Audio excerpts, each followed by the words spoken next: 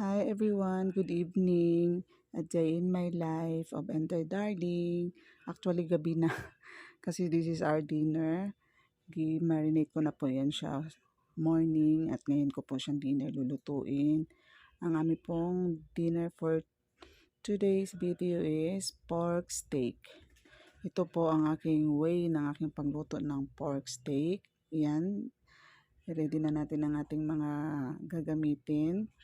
Ang ginagamit ko po ay na sibuyas ay yung white onion po.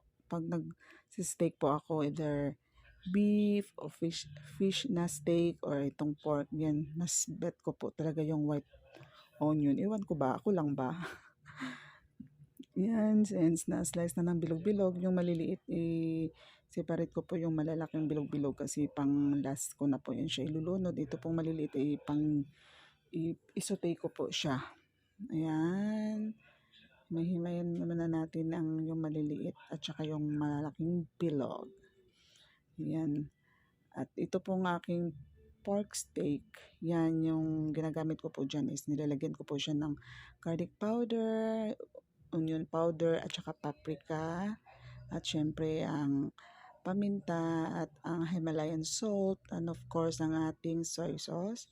At dagdagan natin ang taste na sugar na brown. Yan po at ano ko pala yun siya. Gilagyan ng kung wala kayong lemon, edi kalamansi. Yan. Yun ipan-fry ko po muna siya. Yung kunting brown lang naman. Pan-fry po muna natin. Iwan ko sa inyo kung paano kayo the way magluto ng pork steak or beef steak. Actually, same lang yung procedure na ginagawa ko pag pork steak or beef steak. Ganitong procedure lang din. Ipapan-fry ko po muna siya. At pag may kunting brown na yun, goods na yan sa akin. Okay na yan sa akin yung mga ganyan-ganyang kulay. Set aside po muna natin.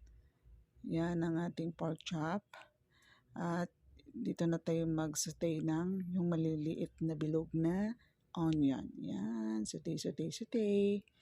Yan po. At pagkatapos naman po niyan, ilagay na po natin yung pinagbabara natin ng pork. Yan, at dagdagan ko pa po yan siya ng konting water, ng water district.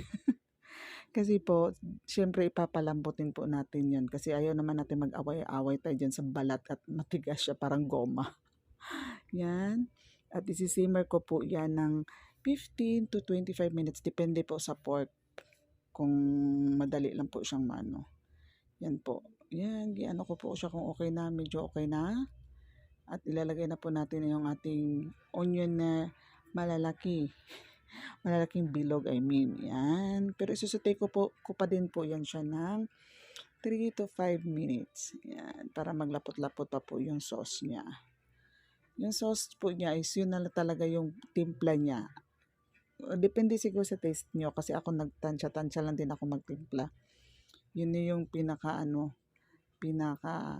naglagay pala ako ng liquid seasoning kanina yan. Hindi ko lang napakita. Yan po.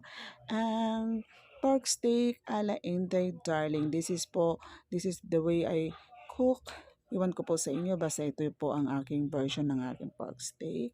At ilalagay na po natin siya sa ating lalagyan para atin na pong ipiplating. Char! Chef yarn! Chef yarn! Late na po kami nag-dinner kasi nag-wet market pa kami ni PG. Nag-walking kami at namili na po kami ng pamalingki namin. Ng sa bahay na pang 1 week. Yan po at tayo simutin natin yan. Masarap sa kanin. At tayo ay kumain na. Let's eat or manihapon na taninyong tanan. Good night everyone. Mga onata. Yum. Tapos magkakamay ako nito. Sarap nito. Manamis kasi itong white onion eh. O diba?